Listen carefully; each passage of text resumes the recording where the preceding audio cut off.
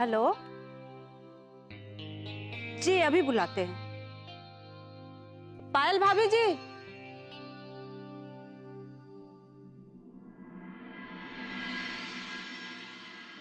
आपके लिए फोन है। विकास झा जी हैं कोई।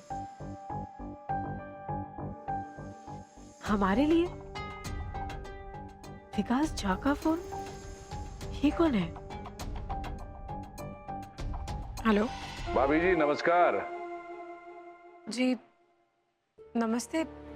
आप? जी हम विकास झा बोल रहे हैं, एक बिजनेसमैन। वो क्या है कि आपके पति देव जी अभी अभी हमारे पास आए थे किसी लोन के सिलसिले में। लोन? जी वो क्या है कि वो एक कोचिंग सेंटर खोलना चाह रहे हैं बच्चों के लिए। काफी नेक काम कर रहे हैं। हमको भी उनका ये प्रपोजल अच्छा लगा, इसीलिए हमने सोचा कि चलो उनकी मदद कर दी जाए। इसीलिए हमने 10 लाख रुपए देने का वादा भी कर दिया, बल्कि 5 लाख तो हमने दे भी दिए तत्काल। बाकी के 5 लाख भी हम लिखा पढ़ी के बाद उनको दे ही देंगे। लेकिन आपको चिंता करने की कोई जरूरत नहीं है। किसी वजह से अगर वो पैसे ना भी चुका पाए, ना भी दे पाए, तो कोई प्रॉब्लम नहीं है इसमें। कौन है ये और ये सब हमें क्यों बता रहे हैं? भाभी जी आप यही सोच रही है ना कि आखिर ये सब बातें मैं आपको क्यों बता रहा हूं। दरअसल बात यह है कि हम ठहरे एक पक्के बिजनेसमैन। आज तक हमने कोई भी तो ऐसी डील की नहीं जो नुकसान कर रहा हो। फिर ये डील कैसे कर लेते? देखिए देव जी के सपनों को पूरा करने में जिस तरीके से हम उनकी मदद कर रहे हैं, अगर आप भी हम पर थोड़ा ध्यान दे देंगे तो आपकी बड़ी मेहरबानी होगी। आप क्या कह रहे हैं? हमें कुछ समझ में नहीं आ रहा है। आप प्लीज थोड़ा साफ साफ कहिए ना। आप PWD में इंजीनियर हैं ना।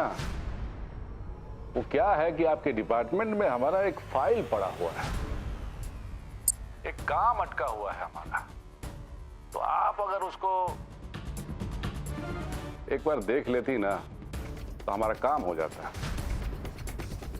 आप हमारा ख्याल रखिए और हम आपके पति का ख्याल रखेंगे। अब जब तक हम खुद का कोचिंग सेंटर नहीं खोल लेते, तब तक हम खुद को पायल जी के पति होने के लायक नहीं समझेंगे। भाभी जी आप चुप क्यों हैं? हम आपके PWD से सारे कॉन्ट्रैक्ट्स लेने की तो बात नहीं कर रहे हैं ना। एक छोटा सा कॉन्ट्रैक्ट है हमारा, बस। क्या जाएगा आपका? साइन ही तो करने हैं, एक कर दीजिए आप। भाभी जी शब्द जितने खतरनाक होते हैं, चुप्पी उससे कहीं ज्यादा खतरनाक होती है। आपकी इस चुप्पी को हम क्या माने? आपकी हामी मान लें क्या?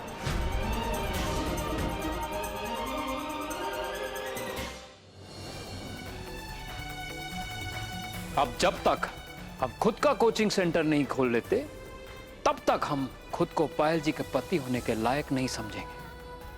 भाभी जी अगर आप हमारा ख्याल कीजिएगा तो हमारा ये हाथ आपके पतिदेव के सर पे रहेगा, और अगर ये हाथ उनके सर पर पहुंच सकता है तो उनके पैर को खींच भी सकता है।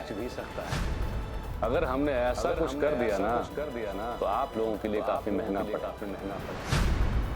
पता नहीं, कुछ समझ में नहीं आ रहा। कैसे हम देव जी को सब बताएं? अगर हमने उनको ये सब बताया तो उनका कोचिंग सेंटर खोलने का जो सपना है वो टूट जाएगा। लेकिन अगर उनको नहीं बताया तो भी बहुत बड़ी प्रॉब्लम हो जाएगी। क्या करें, कैसे बताएं उन्हें? ये जो तुम कर रहे हो ना अयोध्या, ठीक नहीं कर रहे। जिस आग को छेड़ रहे हो, पूरा घर जल के राख हो जाएगा। ई की तड़ फपकी किसी और को देना गुलकंद। हम चुप हैं, इसका मतलब ही नहीं कि हम कुछ कर नहीं सकते, और तुम अच्छे से जानती हो अगर हम अपनी पे उतर आए तो क्या कर सकते हैं। और हमने जो तुम्हारे साथ किया वो सिर्फ इसलिए किया क्योंकि तुम देव का शादी में अड़ंगा अड़ा रही थी। तो क्या सोच के बैठे थे तुम लोग कि तुम लोग गलती पे गलती करते जाओगे और हम बैठ के तुम लोग का तमाशा देखेंगे? तुम सब जानते हैं गुलकंद, दूध की धुली हुई तुम भी नहीं हो। हाँ नहीं, और इस घर में रह के कोई दूध का दूल्हा हो भी नहीं सकता है, पर तुम लोग के जैसा बेहुदा नहीं है। अरे तुम सब मिलके देव का जिंदगी बर्बाद कर दिए। ये सब जो हुआ है ना, उसका कारण सिर्फ तुम हो। तुम ही जाके उस पायल को सब सच बताई ना। अगर नहीं बताती तो आज सब खुश होते। वाह, बेहायागिरी का भी हद है। लोग धोखा में ही सही लेकिन खुश रहे, सच का सामना कोई ना करे। अरे डायन भी 7 घर छोड़ के डंक मारती है, पर तुम लोग तो उससे भी गिरे हुए निकले, जो अपना ही भाई का जिंदगी बर्बाद कर दिए।